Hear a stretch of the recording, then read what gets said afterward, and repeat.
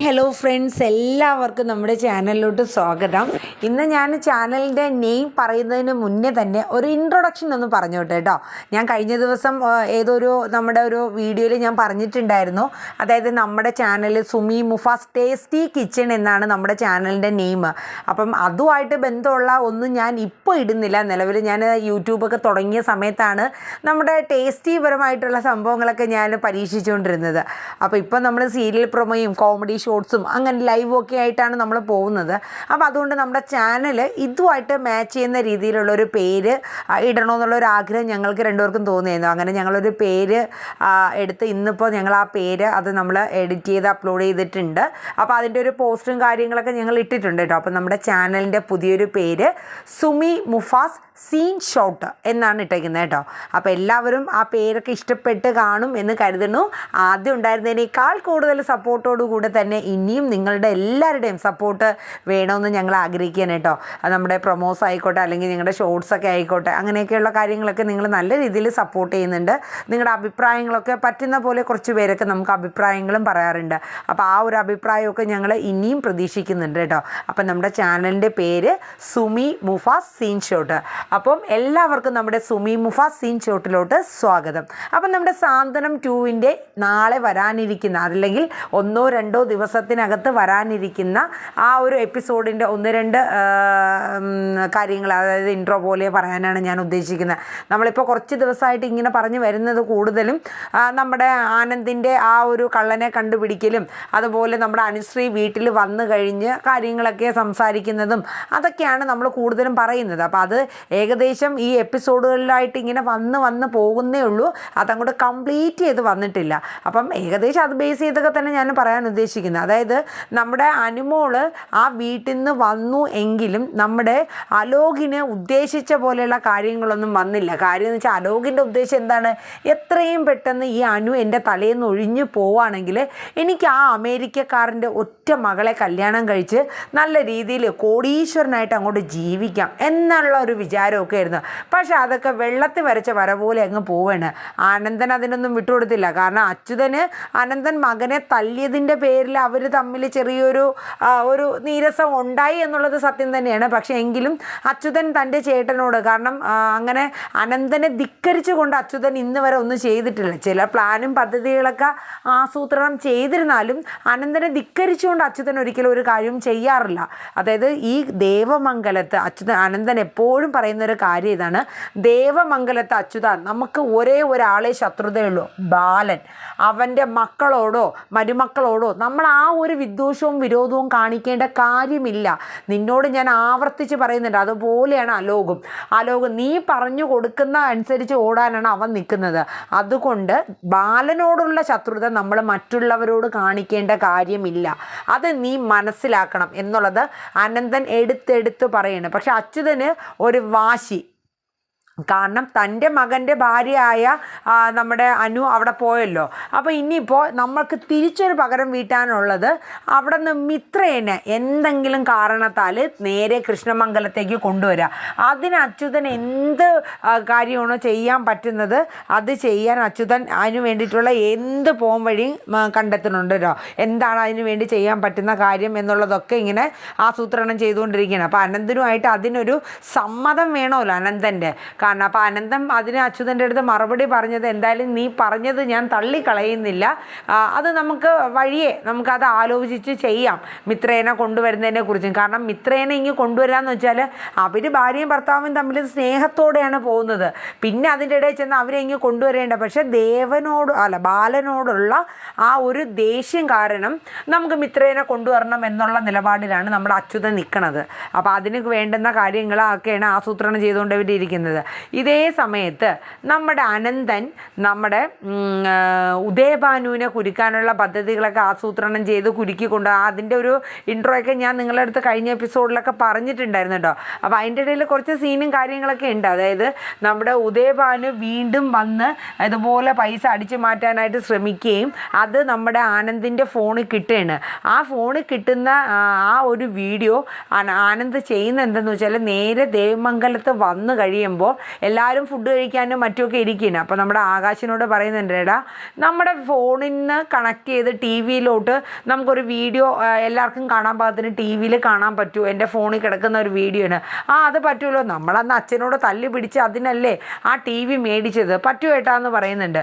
അങ്ങനെ ആനന്ദിൻ്റെ ഫോണിലുള്ള ആ വീഡിയോ നമ്മുടെ ദേവമംഗലത്തെ ടി വിയിലോട്ട് കണക്ട് ചെയ്യുമ്പോൾ എല്ലാവരും അന്താളിക്കാണ്. കാരണം ഇത്രയും ഒരു കള്ളനെ പോലെ, ഒരു നാണവും ഒരു ഇതുമില്ലാണ്ട് വെറും കള്ളനെ പോലെ, ഒരു തേർഡ് റൈറ്റിനെ പോലെ വന്ന് ഈ ഉദയഭാനു ആ പണം കട്ടെടുക്കുകയാണ്. ദേവി ജീവൻ പോയി, ദേവി അന്തം വിട്ട് ഇങ്ങനെ നിൽക്കുകയാണ്. തൻ്റെ അച്ഛനെയാണ് ഈ കാണിക്കുന്നത്. ദേവി പോലും സ്വപ്നത്തിൽ പോലും ദേവി കരുതിയിട്ടില്ല അച്ഛനാണ് ഈ കടയിലെ പണം മൊത്തം മോഷ്ടിച്ചത് എന്നുള്ളത്. അപ്പം നമ്മുടെ ബാലൻ അപ്പം തന്നെ ഇത് കണ്ടിട്ട് ചോദിക്കണേ, ഇതെന്താ ഈ നടക്കണേ? നമ്മുടെ ഉദയഭാനു സാർ ഒരു കള്ളനെ പോലെ ഇങ്ങനെ നമ്മുടെ ഗോമതി സ്റ്റോഴ്സിൽ നിന്ന് പണം കട്ടെടുക്കുകയോ? അപ്പോഴേക്ക് ആനന്ദ് പറഞ്ഞു, അച്ഛന് നാണാവുന്നില്ലേ? ഉദയഭാനു സാറ് അയാൾ ആരാണെന്ന് അച്ഛൻ ഇതുവരെ മനസ്സിലാക്കിയിട്ടില്ല. ഞാൻ മനസ്സിലാക്കിയിട്ട് കുറച്ച് നാളുകളായി, പക്ഷേ എനിക്ക് അച്ഛനോട് പറയാനുള്ള ഒരു അവസരവും സമയവും കിട്ടിയില്ല എന്നതാണ് വാസ്തവം എന്ന് പറയാം. അങ്ങനെ നമ്മുടെ ഉദയഭാനുവിൻ്റെ കള്ളത്തരമൊക്കെ പൊളിച്ചടുക്കി കൊടുക്കുകയാണ്. അങ്ങനെ നമ്മുടെ ബാലൻ ഉദയഭാനുവിനെ വിളിക്കുന്നുണ്ട്. ഇത് പൈസ അടിച്ചു മാറ്റിയതാണോ അതോ എന്തെങ്കിലും ആവശ്യത്തിനായിട്ട് എടുത്തതാണോ? അപ്പോഴും ഉദയഭാനു ആരാ മോൻ? കക്കാൻ പഠിച്ചവൻ നിൽക്കാൻ പഠിക്കും, അല്ല കക്കാൻ പഠിച്ചവൻ നിൽക്കാനും പഠിക്കണമെന്നല്ലേ പഴമൊഴി. പക്ഷേ ഉദയഭാനുവിനെ വിളിച്ചിട്ട് ബാലൻ ചോദിക്കുന്നുണ്ട്, അല്ല ഉദയഭാനു ഇങ്ങനെ സാറ് കഴിഞ്ഞ ദിവസം വന്നപ്പോൾ കടയിൽ നിന്ന് പൈസ എന്തെങ്കിലും എടുത്തായിരുന്നു? അപ്പോഴേക്കും ഉദയഭാനു കിളി പോയ കണക്ക് അങ്ങ് ആവേണ്. കാരണം പെട്ടെന്ന് പ്രതീക്ഷിക്കാത്തൊരു ചോദ്യമാണല്ലോ. അപ്പോഴേക്കും ഉദയഭാനു പറഞ്ഞു, ഞാൻ ബാല ഞാൻ എടുത്തായിരുന്നു ബാല, എൻ്റെ കയ്യിൽ ഇന്ത്യൻ മണീസ് ഒന്നും ഇല്ലായിരുന്നു, എല്ലാം ഡോളറായിരുന്നു, അതുകൊണ്ട് പെട്ടെന്ന് ആവശ്യം വന്നപ്പോൾ ഞാൻ എടുത്തു എന്ന് പറഞ്ഞു. അല്ല, ഇതിന് മുന്നേ ഒരു 25,000 രൂപയും ഒരു 2,000 രൂപയൊക്കെ ആയിട്ട് പോയിട്ടില്ല. അപ്പോൾ സാറ് വന്ന സമയത്താണോ അന്നേരവും പൈസ എടുത്തായിരുന്നോ?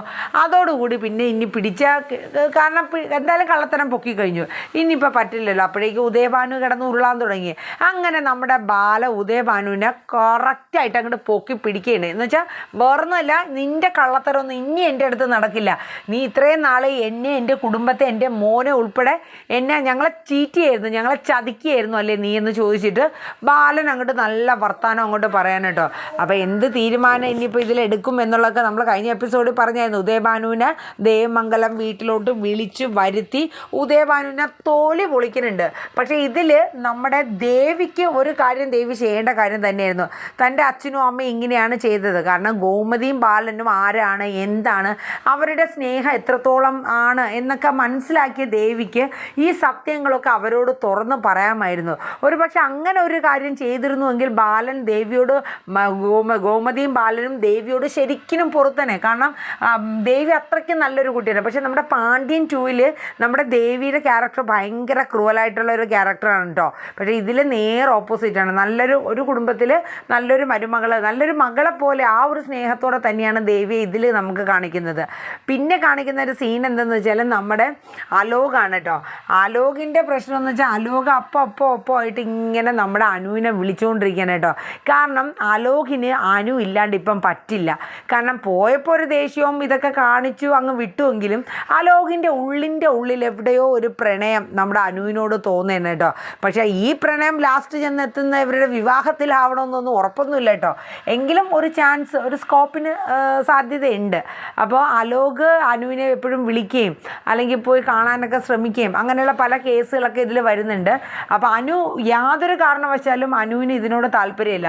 അപ്പം ബാലൻ പറഞ്ഞതനുസരിച്ചിട്ട് അനു കേസ് കൊടുക്കുന്നുണ്ട്. കേസ് കൊടുത്ത് കോടതിയിൽ കേസിൻ്റെ വിചാരണ വരെയാണ്. ആ സമയം ബാലനും അനുവും ഗോമതിയും കൂടെ കോടതിയിൽ പോകുന്ന സമയത്ത് നമ്മുടെ കൃഷ്ണമംഗലത്തിൽ നിന്നും അവരെല്ലാവരും ഉണ്ട്. നമ്മുടെ അലോക് ജയിലിലാണ്. കാരണം അലോകിന് ഇനി കാരണം ഒരു പെൺകുട്ടി തന്നെ ഈ രീതിയിലെല്ലാം കിഡ്നാപ്പ് ചെയ്ത് ഇങ്ങനെ തൻ്റെ കുടുംബത്തിന് ഇത്രയും പേരുദോഷം വരുത്തിയ പേരിൽ അലോകിനെതിരെ നല്ലൊരു കംപ്ലൈൻറ്റാണ് കൊടുത്തേക്കുന്നത്. അപ്പോൾ ഇവിടുത്തെ പോലീസുകാരുടെ ഇടയിലൊന്നും നമ്മുടെ അനന്തൻ്റെ അച്യുതൻ്റെയും കളികളൊന്നും നടക്കില്ല. അതുകൊണ്ട് കാരണം ഇപ്പോഴേ കേസ് പെൺകുട്ടികൾ കൊടുത്തു കഴിഞ്ഞാൽ അറിയാമല്ലോ അതിന് എത്രത്തോളം വാല്യൂ ഉണ്ട് എന്നുള്ളതൊക്കെ. അപ്പോൾ അപ്പോൾ ആ രീതിയിൽ കേസ് പോയിക്കുന്നത് കൊണ്ട് അലോകിനെ പുറത്തിറക്കാൻ അവർ മാക്സിമം ആനന്ദനും അച്യുതനും ശ്രമിച്ചുവെങ്കിലും കഴിഞ്ഞില്ല. അപ്പോൾ എല്ലാവർക്കും ഭയങ്കര സങ്കടമാണ്. രാജശ്രീക്കാണെങ്കിലും നന്ദിനിക്കാണെങ്കിലും ഇന്ദിരാമ്മക്ക് അതിനേക്കാളേറെ സങ്കടമാണ്. അതിൻ്റെ ഇടയിൽ നമ്മുടെ നന്ദിനി വഴി നന്ദിനി മിത്രേനെ കണ്ടിട്ട് ഈ കാര്യത്തെക്കുറിച്ച് സൂചിപ്പിച്ചു. പക്ഷേ മിത്രയൊന്നും അതിനോട് അടുക്കുന്നില്ല. കാരണം അമ്മ എന്തറിഞ്ഞിട്ടാണ് പറയുന്നത്, എൻ്റെ ജീവിതമാണ് ഇങ്ങനെ സംഭവിച്ചിരുന്നു എന്നുണ്ടെങ്കിൽ അമ്മ അലോകിനോട് ക്ഷമിക്കുമോ? ഒരിക്കലും ക്ഷമിക്കില്ല എന്ന് പറഞ്ഞ് മിത്ര നന്ദിനിയെ പറ്റില്ല അമ്മ എന്ന് പറഞ്ഞ് വിടേന്. ഒടുവിൽ രാജശ്രീ വന്ന് നമ്മുടെ നന്ദിനിയെ കാണാനല്ല, നമ്മുടെ മിത്രേനെ കണ്ട് എൻ്റെ മകന് വേണ്ടിയിട്ട്, നിൻ്റെ ചെറിയമ്മയല്ലേടി ഞാൻ, മോളെ നിൻ്റെ അമ്മയെക്കാട്ടിലും നിന്നെ സ്നേഹിച്ച് വളർത്തിയത് ഞാനല്ലേ, ആ ചെറിയമ്മയുടെ മകൻ ഇങ്ങനെ ഒരു ജയിലിൽ കിടക്കുമ്പോൾ എനിക്ക് പറ്റുന്നില്ല മിത്രേ, നീ മോളെ നീ ഒന്ന് അവിടെ പറഞ്ഞ് എൻ്റെ മോൻ്റെ കേസ് പിൻവലിക്കാനായിട്ട് പറയുമെന്ന് പറയും. കാരണം ഇനിയിപ്പോൾ അനു തന്നെ ഈ കേസ് ഡയറക്റ്റ് പിൻവലിക്കണം, എങ്കിൽ മാത്രമേ അലോകിന് പുറത്തിറങ്ങാൻ പറ്റുള്ളൂ. അതാണ് ഇപ്പോഴത്തെ വന്നിരിക്കുന്ന അവരുടെ വക്കീലും കാര്യങ്ങളൊക്കെ പറഞ്ഞിരിക്കുന്നത്. അങ്ങനെ കോടതിയിൽ കേസ് വന്നു. അങ്ങനെ ഇവർ രണ്ടുപേരും അപ്പുറം ഇപ്പുറം ഒരു വിചാരണയ്ക്ക് നിർത്തുന്ന സമയത്ത് അനുശ്രീ എല്ലാ കാര്യങ്ങളും കോടതിയുടെ മുമ്പാകെ പറയുന്നുണ്ട്. പറഞ്ഞു കഴിഞ്ഞിട്ട് അനു ഒരു കാര്യം കൂടെ പറയുന്നുണ്ട്, എന്നോട് മാപ്പാക്കണം. കാരണം ഈ കംപ്ലൈൻറ്റ് എനിക്ക് എൻ്റെ ജീവിതത്തിൽ ഉണ്ടായ അനുഭവം തന്നെയാണ്, പക്ഷേ ഈ കംപ്ലൈൻറ്റ് ഞാൻ പിൻവലിക്കുകയാണ് എന്നുള്ളത്. അപ്പം കോടതി അവർ ചോദിക്കുന്നുണ്ട്, എന്തുകൊണ്ടാണ് നിങ്ങൾ പിൻവലിക്കുന്നതെന്ന് ചോദിക്കും. അപ്പം വേറൊന്നുമല്ല, ഇത് ഞാൻ പിൻവലിക്കാനുള്ള കാരണം ഞാൻ ഈ ഒരു വ്യക്തിയെ മാത്രമല്ല നോക്കുന്നത്, ആ കുടുംബത്ത് ഞാൻ ചെന്ന സമയത്ത് എൻ്റെ മുത്തശ്ശിയും അല്ലെങ്കിൽ വല്യമ്മയും ചെറിയമ്മയും ഉൾപ്പെടെ അവരൊക്കെ തന്ന എനിക്ക് തന്ന സ്നേഹവും കരുതലും അത്രത്തോളം വലുതാണ്. അപ്പോൾ അതുകൊണ്ട് എനിക്ക് ഈ കേസ് ഇയാളോടുള്ള ഈ അലോക് എന്ന് പറയുന്ന ആളോടുള്ള ശത്രുത എനിക്കൊരിക്കലും മാറുന്നില്ല. പക്ഷെ അവരെയൊക്കെ മാനിച്ച് ഞാൻ ഈ കേസ് പിൻവലിക്കുകയാണ്. കാരണം ഇയാൾ എന്നോട് ചെയ്ത തെറ്റിന് അവരെ കൂടെ ഞാൻ ശിക്ഷിക്കേണ്ട കാര്യമില്ലല്ലോ. അതുകൊണ്ട് ഈ കേസ് പിൻവലിക്കുകയാണ്, കോടതി എന്നോട് മാപ്പാക്കണമെന്നൊക്കെ പറഞ്ഞ് അനു പറയുന്നുണ്ട്. ഇത് കേൾക്കുമ്പോൾ എല്ലാവരും ഗോമതി ഉൾപ്പെടെ ഞെട്ടുകയാണ്. കാരണം ഒരിക്കലും അനു അങ്ങനെ ഒരു തീരുമാനം പറയും, കോടതി കയറി പറയുമെന്ന് കരുതിയില്ല. അപ്പോൾ അനു പറഞ്ഞ ശേഷം ബാലൻ്റെ മുഖത്തോട്ട് നോക്കുകയാണ്. കാരണം ഈ ഇന്ദിരാമ്മ വന്ന ബാലനെയും നമ്മുടെ അനുമോളെയൊക്കെ കണ്ട് ഈ കാര്യത്തിന് വേണ്ടി എന്തെങ്കിലും ഒരു വിട്ടുവീഴ്ച ചെയ്യണം. എൻ്റെ ചെറുമകനല്ലേ അലോക്, അവൻ ജയിലിൽ കിടക്കുകയല്ലേ, ഞങ്ങൾക്കൊരു ഉറക്കം പോലും ഇല്ല മോളെ, അതുകൊണ്ട് എന്തെങ്കിലും വിട്ടുവീഴ്ച ചെയ്യണമെന്ന് പറഞ്ഞിട്ട് പോയായിരുന്നു. ആ ഒരു കൺസിഡറേഷൻ്റെ പുറത്താണ് അനു ബാലനോട് ചോദിച്ചു, അച്ഛൻ ഞാൻ എന്താ ചെയ്യേണ്ടത്, ഈ കേസ് പിൻവലിച്ചോട്ടെ എന്ന് ചോദിച്ചു. അപ്പോൾ ബാലൻ പറഞ്ഞു, നീ എന്താ ഇപ്പം ഇങ്ങനൊരു തീരുമാനം എടുത്തേ? അപ്പം പറയാം, അച്ഛൻ ഒരിക്കലും എനിക്ക് അലോകിനോടുള്ളൊരു സ്നേഹമോ ഇഷ്ടമോ ഒന്നും ഉണ്ടായിട്ടല്ല, പക്ഷേ ആ കുടുംബത്തോട് ഞാൻ പോയി നിന്ന കുറച്ച് നാളുകളാണെങ്കിലും അവരെന്നോട് കാണിച്ച സ്നേഹവും കരുതലും എനിക്ക് കണ്ടില്ല എന്ന് നടിക്കാൻ പറ്റില്ല. അതുകൊണ്ട് നമുക്ക് ഈ കേസ് പിൻവലിക്കാം. എന്തായാലും അവനൊരു താക്കീത് കൊടുത്തല്ലോ. അച്ഛൻ്റെ അഭിപ്രായം എന്താണെന്ന് ചോദിക്കുമ്പോൾ ബാലൻ പറയാം, മോളെടുത്ത തീരുമാനം അങ്ങനെയാണെങ്കിൽ കോടതിയിൽ പറയാൻ പറയാം. അങ്ങനെയാണ് അനു ഈ തീരുമാനം എടുത്തത്. അപ്പം കൃഷ്ണമംഗലക്കാർക്ക് അത് സത്യം പറഞ്ഞ ഒരു വലിയൊരു ഇത് തന്നെയായിരുന്നു. കാരണം ആ കേസ് പിൻവലിച്ച് അലോകിനെ ജയിലിൽ നിന്ന് ഇറക്കിയല്ലോ. പക്ഷേ ഗോമതിക്ക് അത്ര ഒരു ഇതായിട്ടില്ല. കാരണം അവന് ഈ ശിക്ഷയൊന്നും പോരാ. ഈ അലോക് ഈ കുടുംബത്തിനോട് ചെയ്തേക്കുന്ന ഒരുപാട് കാര്യങ്ങളുണ്ട്. നമ്മുടെ ദേവിയുടെ കുഞ്ഞ് നഷ്ടപ്പെടാൻ പോലും കാരണം ഈ അലോക് കാരണമാണ്. പക്ഷെ അതൊക്കെ ഞാൻ ഇന്നലത്തെ ഇതിൽ നമ്മൾ പറഞ്ഞായിരുന്നു. പക്ഷെ അതൊന്നും ആനന്ദൊന്നും ആ സമയത്ത് അറിഞ്ഞില്ല. ആനന്ദിൻ്റെ കൺസെപ്റ്റ് ദേവി മനഃപൂർവ്വം ആ കുഞ്ഞിനെ തെന്നി വീണ് കളയാൻ ശ്രമിച്ചു എന്നുള്ളതാണ് ആനന്ദ് മനസ്സിൽ വിചാരിച്ചുകൊണ്ടിരിക്കുന്നത്. അപ്പോൾ അങ്ങനെ ഭയങ്കരമായിട്ടുള്ള ഓരോ ഇൻസിഡൻ്റാണ് നമ്മുടെ സാന്ത്വനം 2 വരാനിരിക്കുന്നത്. അപ്പോൾ എന്തായാലും നമുക്ക് കാത്തിരിക്കാം. അപ്പോൾ ഇതിനിടയിൽ ഞാൻ പറഞ്ഞ ഈ ഒരു സ്റ്റോറി കംപ്ലീറ്റ് ആയിട്ട് അങ്ങോട്ട് കഴിഞ്ഞ് പോയിട്ടില്ല. അപ്പോൾ അതുകൊണ്ടാണ് നമ്മൾ പറയുമ്പോഴൊക്കെ എന്നും ഒരേ കാര്യങ്ങളൊക്കെ ആയിട്ട് ഇങ്ങനെ പറഞ്ഞുകൊണ്ടിരിക്കുന്നത്. നിങ്ങൾക്കത് ചിലപ്പം പറഞ്ഞത് തന്നെ പറഞ്ഞു എന്നുള്ളതൊക്കെ വരും. അപ്പോൾ അതുകൊണ്ടാണ്. കാരണം നമ്മൾ ഇതൊന്ന് കടന്നു കഴിഞ്ഞാലേ നമുക്ക് അടുത്ത സീനും കാര്യങ്ങളും വരാൻ പറ്റും. കാരണം എല്ലാം കൂടെ നമ്മൾ അപ്കമ്മിങ് ആണ്, പക്ഷേ ഒരുപാട് മുന്നേ ഉള്ള അപ്കമ്മിങ് അല്ല ഇടുന്നത്. ഈ വരും ദിവസങ്ങളിൽ 1-2 ദിവസത്തെ സീനും കാര്യങ്ങളാണ് ഇടുന്നത്. ഏകദേശം നമ്മുടെ പാണ്ഡ്യൻ 2-ൻ്റെ ആ ഒരു സീനും കാര്യങ്ങളും തന്നെയാണ് വരുന്നത്. കുറച്ച് വ്യത്യാസങ്ങൾ ചില കാര്യങ്ങളിലുണ്ട്, അത്രയേ ഉള്ളൂ. ബാക്കി എല്ലാം സെയിം സ്റ്റോറി സെയിം തന്നെയാണ് വരുന്നത്.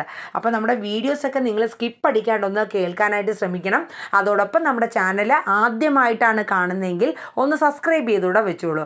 ഒപ്പം നിങ്ങളുടെ അഭിപ്രായങ്ങൾ രേഖപ്പെടുത്തുക. അപ്പോൾ ഇന്നൊരു സന്തോഷമുള്ള കാര്യം ഞാൻ പറഞ്ഞത് നേരത്തെ പറഞ്ഞായിരുന്നു. നമ്മുടെ ചാനലിൻ്റെ നമ്മുടെ ഈ ചാനലിൻ്റെ നെയിം ഒന്ന് ചേഞ്ച് ചെയ്തായിരുന്നു, സുമി മുഫാസ് സീൻ ഷോട്ട് എന്നുള്ളത്. അപ്പം പേരാരും മറക്കണ്ട, എല്ലാവരും ഒന്ന് ഓർത്ത് വെച്ചോളൂ കേട്ടോ. നിങ്ങളുടെ സപ്പോർട്ട് പ്രതീക്ഷിച്ചുകൊണ്ട് നല്ലൊരു ശുഭരാത്രി പറഞ്ഞുകൊണ്ട് നിർത്തുന്നു. Thank you. Tata, bye bye, take care.